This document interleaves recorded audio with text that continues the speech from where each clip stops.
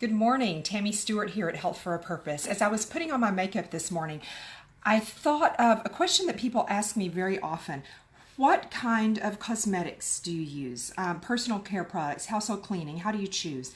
And I realized there's a philosophy that I use that I may not share very often. I think about, do I have options?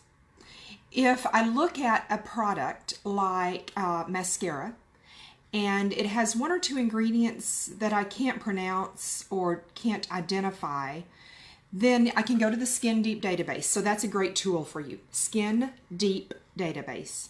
They'll rate products and ingredients.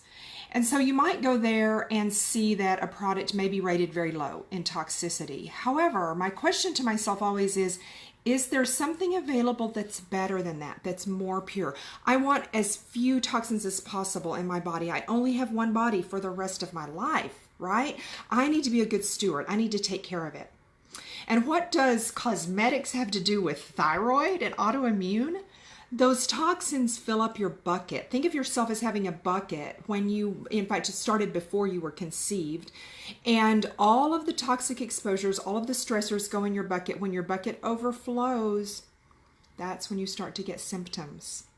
Toxins cause cellular inflammation every time. And inflammation causes dysfunction in the body every time. It's just a matter of which organ and how soon.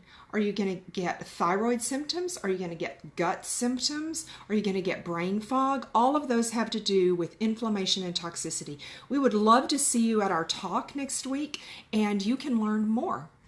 Have a great day.